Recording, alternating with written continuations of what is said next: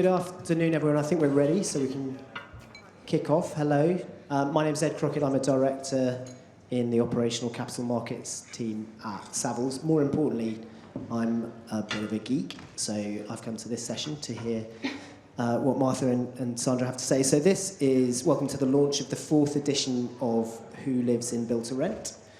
So this started, 2 years ago as an analysis on 1,700 units, 1,700 units across three landlords. And it's now developed into the single most comprehensive residential survey within build-to-rent sector in the UK. And that provides insight across 122 communities and 40,000 residents. Sorry if I'm stealing your stats. So that is nearly 30% of operational units across the UK and a really valuable data set that we're building going forwards as well. So we've got 40 minutes to go through this. What was I going to say? Yeah, so anyway, delighted. I'm going to come to the panel. So we've got a 15-minute session introduction to the report, and then we're going to explore it on the panel. So Martha Cool, who is a senior policy advisor at the BPF and project lead on this project, and then Sandra Jones is also going to talk to us about and take us through the data. Sandra is managing director at Dataloft. So crack on, Martha. Thanks, Ed. So as Ed mentioned, we've been doing this for a little while. This is our 4th publication of this tenant demographic study for the build-to-rent sector.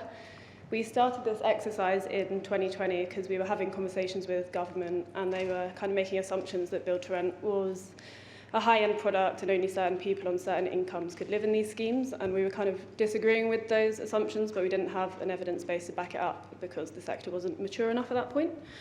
So we wanted to collect real data about who exactly this sector is housing, and actually our publications have found that it's quite a wide range of people across lots of demographics.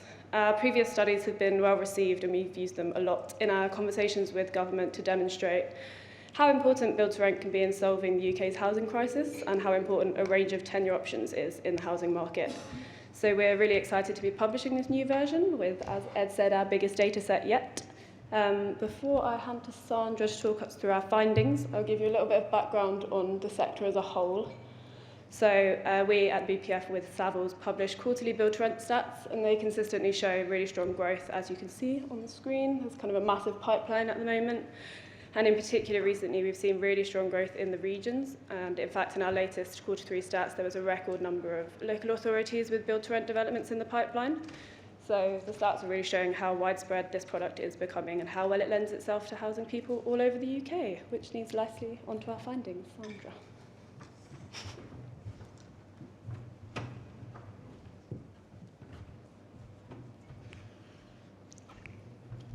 Okay, thank you, Martha.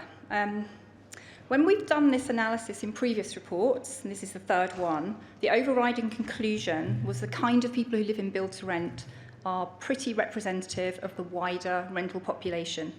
And this year, with the wider pool of contributors, twice as many homes and 3 times as many residents in the sample, we found the same. So very close match between who lives in build-to-rent and who lives in the wider private rental sector, which is reassuring because it means we're building a consistent data set, and it means we have hard evidence to finally sort of dispose of that idea that BTR only caters for a narrow elite of the renter population. So if we look first, that was your slide. I'm going to skip. Right. Well, actually, perhaps I will do that one. This is just telling you what's in the report. So the report will be available from today, won't it, online, and it covers those things there. It covers. I can't even read it from here. It's basically looking at it. It compares the build-to-rent sector with the wider private rental sector. It also compares within the build-to-rent sector. It compares all build-to-rent with the sample outside London, just to look at those distinctions. And then it also looks at, it has a whole section on single-family housing. Right, move on. Okay, so the first major metric we've looked at is age bands, and you can see that very close match, particularly on the dominant age group, which is the 25 to 34-year-olds. So they're the groups we usually associate with rental, and it's as true for build to rent as it is for the wider private rental sector. So in our resident sample for build to rent, we've got 40,000 residents this year, and 44% of those are in that age band 25 to 34. In the wider PRS sample that we've benchmarked against, it's 10 times as big, so it's about 400,000 residents. And in that sample, the 25 to 34-year-old age group is 42%, so almost exactly the same. Very close match, and certainly proving that the sector is representative in terms of age. There's some divergence in some of the other age bands, but none of them is as significant as that 25 to 34 band. And that pattern is also consistent with last year, because that's the other thing. We're now, because the sample is getting really robust now, and we can look, at least compare this year with last year. The 2020 sample was smaller, but 2021, 2022, we've got a really robust sample, and we're seeing consistent patterns. The next one we looked at was split by employment sector, and we've got a broad spectrum in both the samples, so the build to rent and the wider PRS. So that bar on the far left, that's the finance and professional. So finance and professional occupations are the biggest category, both in build to rent sample and in the wider PRS, but obviously they are disproportionately represented in the build to rent sample. Certainly, again, if we strip out London, it looks more balanced, but we don't strip out, to compare like with like, we have to look at the build to rent against the wider PRS. So finance and professional is the biggest employment sector for both, albeit by a smaller margin in the wider PRS. The other category where build to rent is overrepresented is the student one, which is somewhere in the middle. And I think we have to put that down to the influence of a handful of schemes that were predominantly student. So it wasn't really that they averaged at that level, it was just that there were some schemes that were very predominantly student and had skewed the results. And our understanding of that is that in some markets that have very poor student provision, the build to rent sector has basically picked up the slack. And is actually meeting the needs of an underserved segment of the renter population. Actually, the other one worth picking up on is public sector. So policymakers will often look at public sector workers as a measure for how the sector is, what role it's playing in the wider rental market. And what this shows is that our BTR sample is looking after them just as well as the wider PRS. So very, very similar level, both around sort of 17-18% in both sectors are public sector employees. And again, that same pattern emerged from the 2021 results, so that is a consistent trend. And then there are 4 categories right on the right-hand side of the slide, 4 categories where the wider private rental sector is serving these categories better than the build to rent at the moment, and those are retail, leisure, transport and construction, which are probably all relatively low earning sectors. So there's a little bit of a skew there. And then in our income analysis, again, lots of parallels, but we do see some divergence in the income analysis. It's not dramatically different, but there is a difference. So the BTR sample is weighted towards London, and that accounts for some of it. But again, the wider PRS sample is London as well as wider, so we can't just strip out London from build to rent and compare that way. The single family housing sample is much more closely aligned in earnings to the wider PRS. So broadly, the peak in earnings for both sectors, for both wider PRS and build to rent, is between 20 and 40,000. And so true for both. But as I say, the build to rent sample skewed slightly to the higher end of the scale. So we've got, if we look at those renters who earn over 50,000, 32% of build to rent residents are earning over 50 and 20% in the wider PRS. Whereas, as I say, the single family housing sample is much more closely aligned with the wider PRS. But even when you get right up the far end of the scale to people earning sort of 70 to 100,000, you can see that there are people in those earnings bands living in the wider PRS, just as they do in the build to rent sector. And when we dig deeper into this data and we look at prime PRS, so the sort of upper quartile, in terms of rents paid, then you see much higher incidence or proportions of those sort of earning bands. I mean, you'll see in the report, I haven't got them on the screen today, but you will see all the reports that, all the charts that break down the build to rent sample into all and then outside London, which helps to sort of shed a bit more light on those earnings figures as well. But we in our work, we often need to segment by earnings band to get a deeper understanding of renters in a locality anyway. So that's kind of a normal part of the process. I think the biggest takeaway here is that 20 to 40,000 range is pretty consistent across both. And then if we look at household types is our next metric.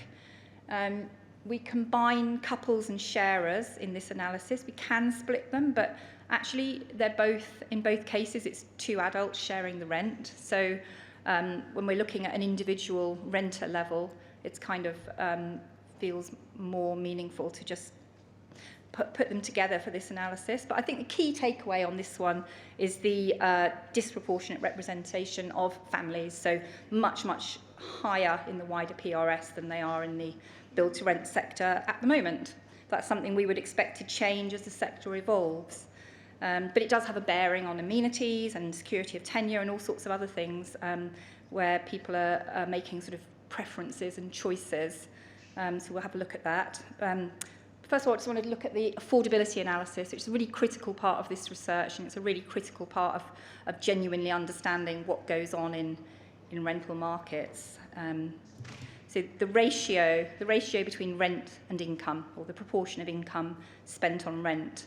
We calculate this for the private rental sector on a line-by-line basis. It's not averages, it's actually each renter's income against their rent paid, and then we create the averages from that. Whereas in the build-to-rent sample, it's done at block level. So we get a breakdown within the block of where the affordability levels sit. So both tend to normalise within a narrow range because that's the way that the referencing process sets limits, sets a ceiling of 33%.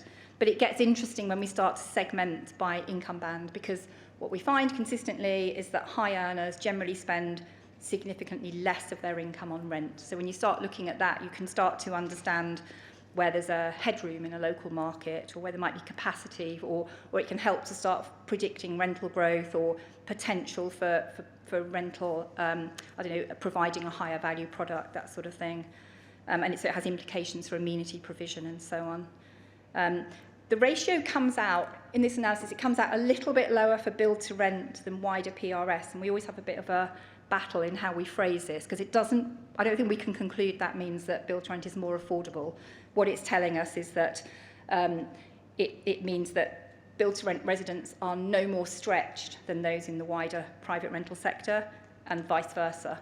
But it's really telling us that there are some higher earners in build to rent who are paying a slightly lower proportion of their income on rent.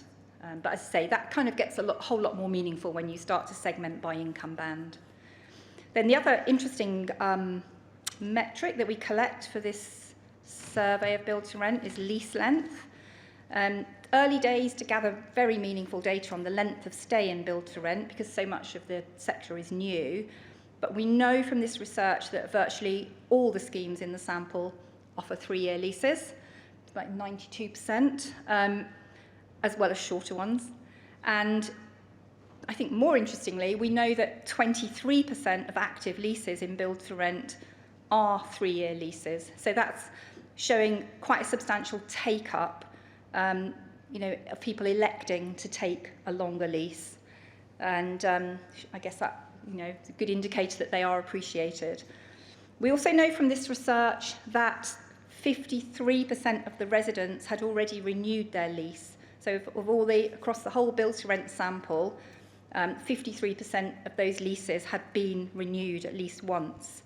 In other words, again, they'd elected to stay at the end of their lease. And we also, it's not on the slide, but we also analysed residents who'd moved out at the end of a lease to have a look at where they had moved to try and get an understanding of that. And we found that just under 20% of those who'd been in build-to-rent and had left at the end of their lease had moved, so just under 20%, nearly 20%, had moved either within the same scheme or to a different build-to-rent scheme, which I think that's a really interesting stat because it's starting to show that you've got this ecosystem that is actually circulating within the sector rather than just pulling in from outside the sector. And then we also looked at where residents had moved from using their previous address.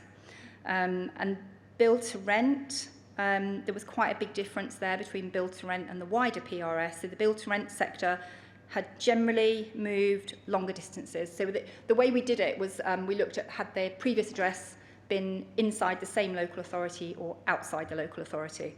And 77% of build-to-rent residents had previously lived outside the local authority compared to 54% of those in the wider PRS. So that's certainly suggesting that we have evidence to say that the build-to-rent schemes have an ability to attract customers from beyond the local area. Amenities, we collect the data on 22 amenities for this survey. They're not all up on the slide, but so we collect data against 22, which is a lot. There's a lot to take in here, but that's because there are a lot of amenities to survey.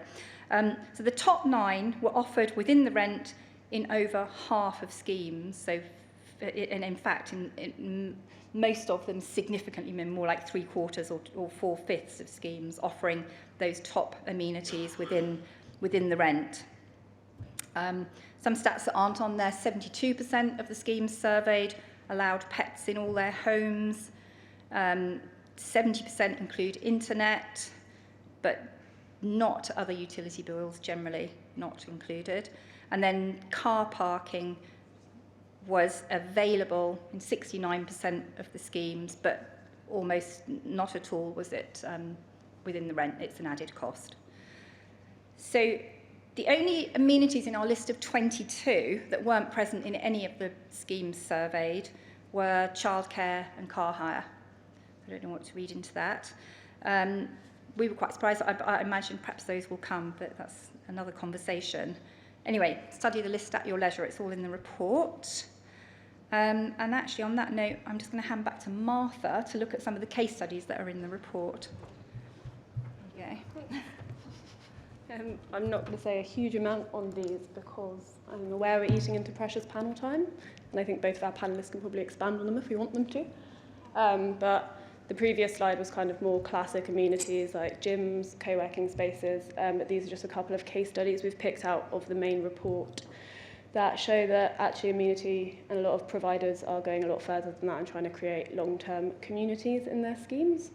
So this one is a Halloween pet parade that Quintain Living put on. We are lucky enough to have one of the celebrity judges on our panel. So I'm sure Danielle can expand on that. Definitely not the celebrity. And then this is the Lab E20, which is Get Living chose to transform a prime commercial unit in East Village to create a kind of community space and event space for their residents and the wider community in that space, both of which have had great success by all accounts. But please do read the full report because there are a lot more case studies in there, both individual and more community schemes like this. So it's me, it's you again. Okay, just the key takeaways. So I'm going to struggle to read those. But, okay, so key takeaways, the things we really want you to remember is that there are 40,000 residents in this survey this time, and we're really proud of that, and 20,000 homes. An incredible achievement, actually, and it's a really significant, I mean, Ed said at the beginning, but it is a really significant database on the build-to-rent sector, which can make a real difference to our understanding of the market. So that creates opportunities.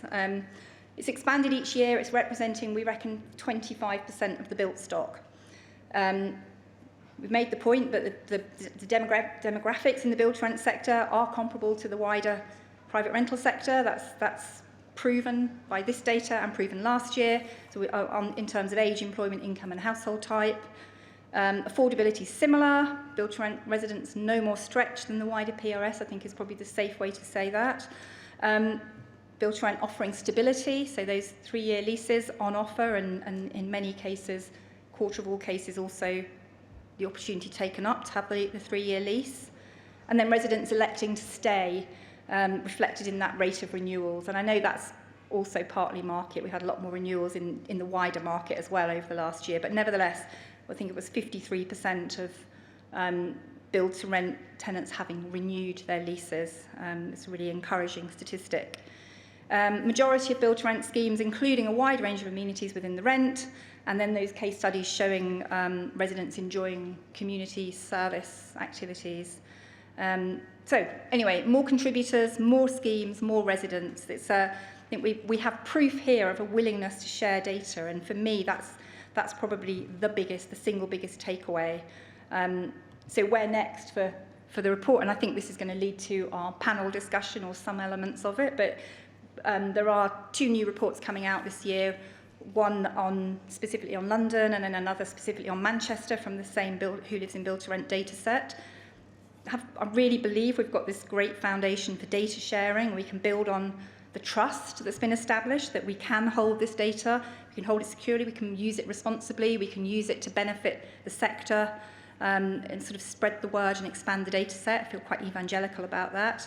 We can start to analyse over time, because we're starting to have a robust data set now over 2 years, and it will grow from there.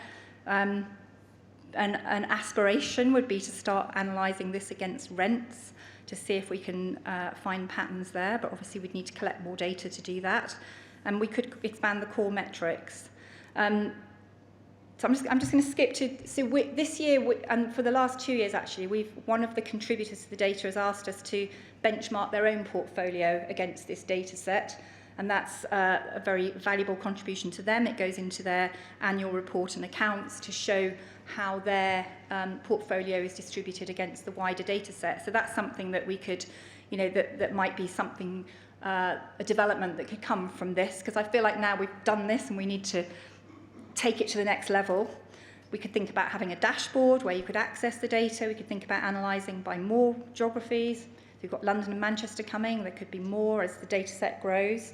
I'm just throwing out ideas actually, but I've got work with the NNA, because we know that they in America, that we understand from operators who are over there that the NAA do get quite involved in having a centralised database and having centralised set of protocols and definitions and something that the whole industry can access, but we would have to agree to those standards and protocols. So something that might come up in this. And then finally, when I've got to address the challenges in the middle there, but one of the really frustrating things we have when we're doing this piece of research is how hard it is for some of the contributors to get their hands on their own data, and it's because it's being held by some third party in a software platform or a managing agency system or a, wherever it is. So just that question of, who owns that data? It is the contributor's data. It really shouldn't be that hard to be able to access it. So how easily can you access your own data? That's just a question. I've got to discuss, but I think you're going to discuss other things. But anyway, that's me done. That's us done, so no need for the panel. No, thanks very much, Sandra and Martha. And it is no small feat, not just corralling all the contributors, and thanks to all the contributors, because without the data coming in and without the confidence that's placed in Dataloft and the partners to do it, then we have nothing. And it is starting to be a really meaningful body of work, not just the snapshot of today, but when you then take that backwards and then extrapolate it forwards. So thanks to everyone who contributes, and congratulations to you guys for pulling it together, because 40,000 bits of data to take through is no mean feat. But to help us understand that and the data, and to reflect on Sandra's discussion and the key points, I'd like to just introduce Pooja Carrier, who's Head of Portfolio Strategy and Insight at Get Living, and Danielle Bayliss, who's the Chief Operating Officer at Quintain Wembley. Is that right? Quintain Living at Wembley. But sorry, we got there in the end. So, Danielle, you've been named and proclaimed. So I'll come to you first. Was there anything in there that you didn't expect? Was there anything that you really thought, oh, that's interesting, I didn't know that? So you can probably appreciate that most of my perspective comes in comparisons to the sector that I come from originally in the US, multifamily. And so they were definitely things that surprised me. I think one of the things that I thought was interesting was how similar the profiles of our renters were between PRS and BTR. I did think originally that you would find much more stark differences between the two. But one of the others that I think, again, in just comparing to the sector in the States, is how high up the food chain BTR has started as a sector. So in the States, if I told you that maybe 10% of buildings have concierge, or versus I think it was 85% have concierge and have amenities social programs for residents and things like that. We've started at a really high end, and so I'm so curious to see as a sector how we mature. If then we actually mature, instead of continuing to go up, do we broaden that range and start to find ways to provide housing that's more mid-market, or even at the lower end of the market? Do we find ways to kind of broaden the sector even more, but instead of just in a vertical direction, kind of taking it a little bit wider? Yeah, okay, that's it. I think it was 88% have got social events and activities. Which is amazing for the residents. It's just as a percentage that's so high, and just it's a marked difference from what you would see in the much more mature sector in the States. Yeah, and I think it's interesting when from across Europe, when they look at the UK and what's happening, they see a very premium quality of service, and they say, "Oh, we're not going to do that in Germany, etc., because we don't need to. It's a different model." But I guess maybe it's because we're relatively new. We're coming through the development stage. Is it because we're the best of the purpose-built accommodation, right? Accommodation, and it could be right that because the sector, from just a private rental perspective, is so large, and established here, that it maybe made the most sense to start, at the high end. And that's what I just think is going to be so interesting to watch over the next couple of years. How does our side of the sector, the BTR sector, mature? Is it kind of outer and wider, or do we continue to go, kind of more vertical? Yeah. Okay. That's so. Pooja, I suppose you've obviously got a similar sort of service provision. Is that something that your residents value? Are there things in there that you think they value more than the rest, or what do you think about that model? From my experience operating over 4,000 homes across 3 neighborhoods in London and Manchester, we find, like, in terms of it's quite given that we know high quality homes, like site team, good experience from the management team. It's quite pretty standard. But what our resident values the most is the opportunity to come together as a community, and it has increased over time. Like, we have experience of operating over last decade, and we've seen the importance of increasing amenities. Historically, there have been schemes where there has been no amenities, and now we see there's higher and higher demand of gym, screening room, yoga place, etc.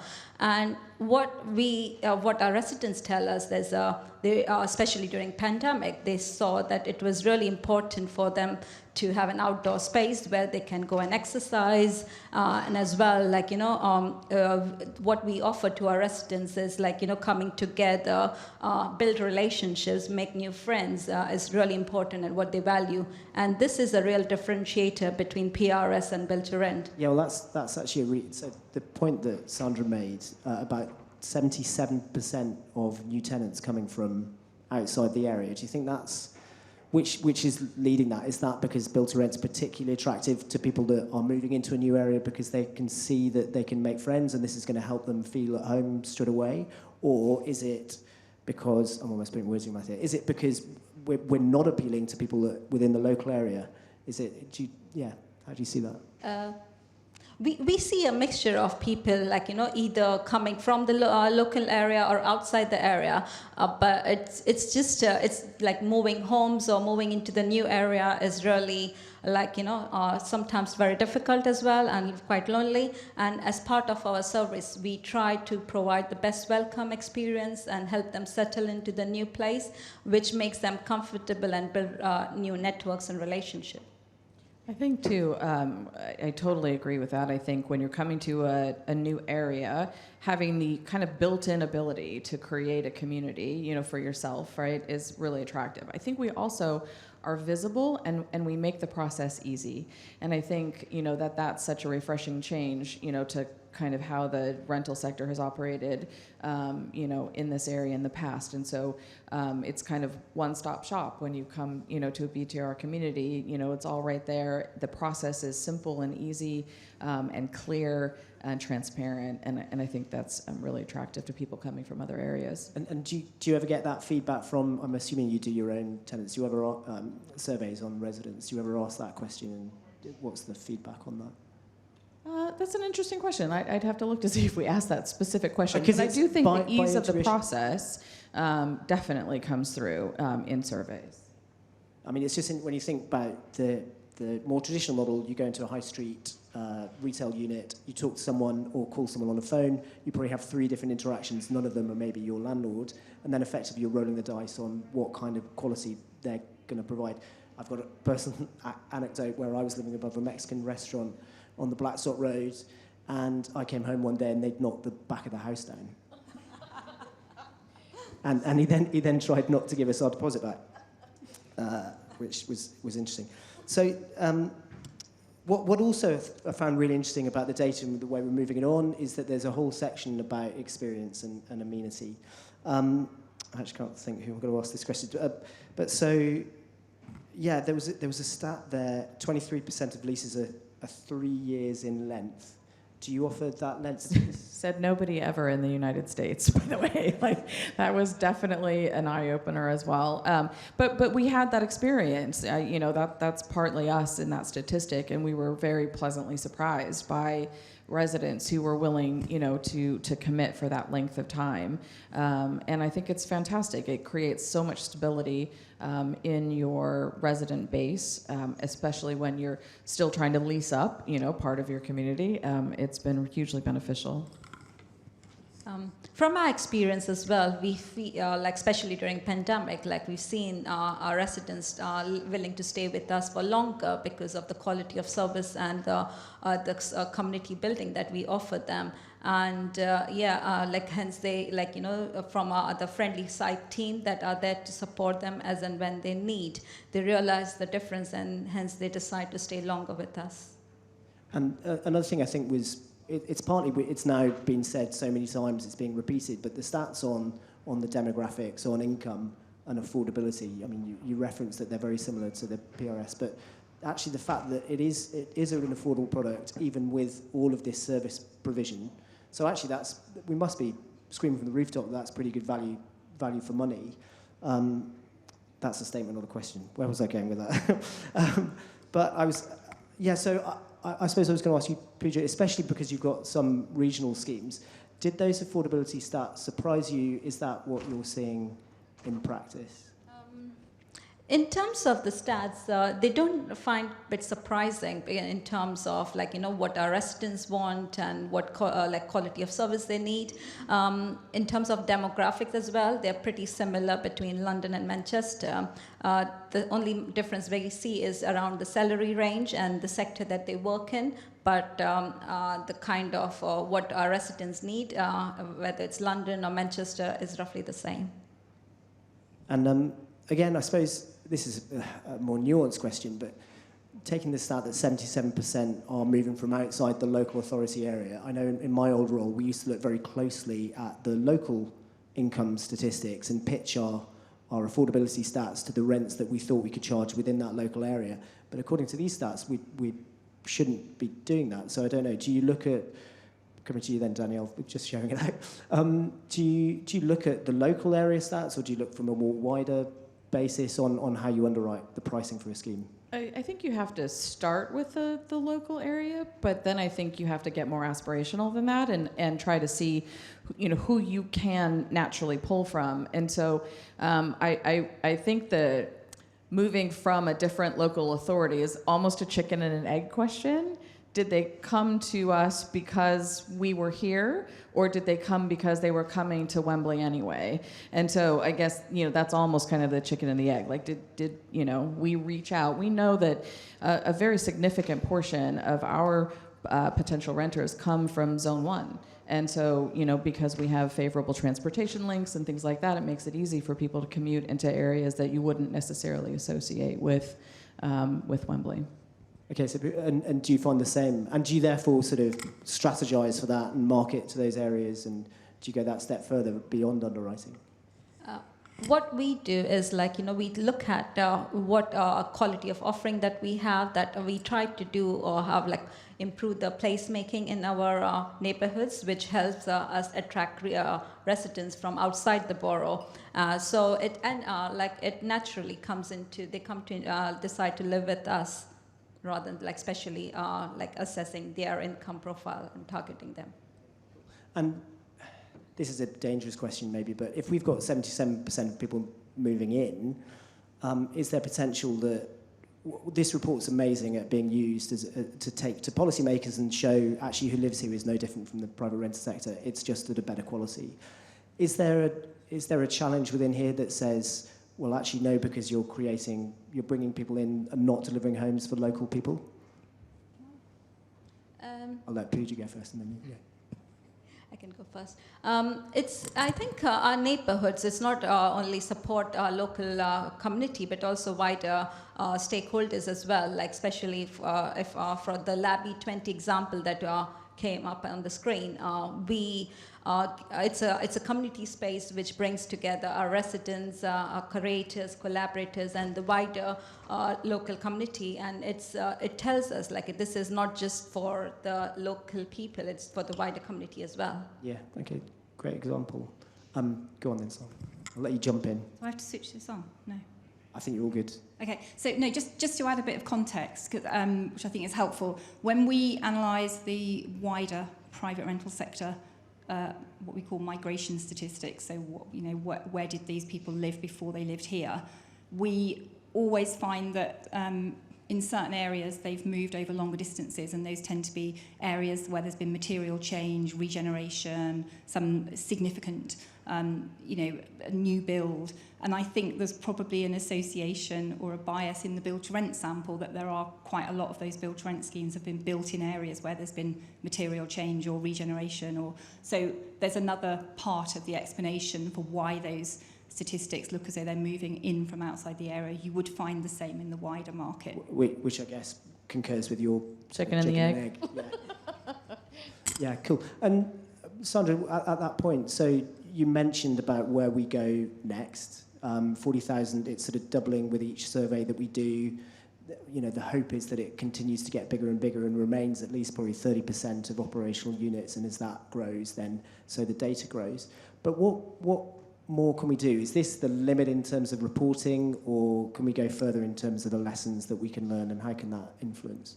Yeah, so I feel like I think a big part, so I have a real evangelical mission about getting the sector to pool data and collaborate. And I know, those who've come over from America have a much more of an experience of data being pooled and shared and aggregated. Certainly when I first came into this sector, 4 or 5 years ago, there's this real energy of people saying, we're here, have our data, we're willing to share and we're willing to collaborate. And it would be really nice to think we could build on this, and we've sort of established from this survey that we can hold data securely and we can use it responsibly and, take away the risk. And so I would like to think that, we could start asking more questions next year. And in order to do that, I guess it means, the contributors have to feel comfortable that it's being used responsibly. They have to feel motivated, so that's why we tried to suggest there might be some new products that would make you could really understand the benefit of it, and then sort of have to be able to share it, which is where that point comes from about who owns your data and how easy is it for you to get your hands on it. So I feel like there's a real potential there, and it would be nice to see it through. So that is now the end of the session. So it just leaves me to say, first of all, thank you very much for attending. Please do look out for the report when it's released. When's that happen? now. It's out now. So dig in and send feedback and comments. And please do, if you don't put your data into the mix, it would be great to have that as well. But can you join me in saying thank you to our great panel and presenters for this afternoon.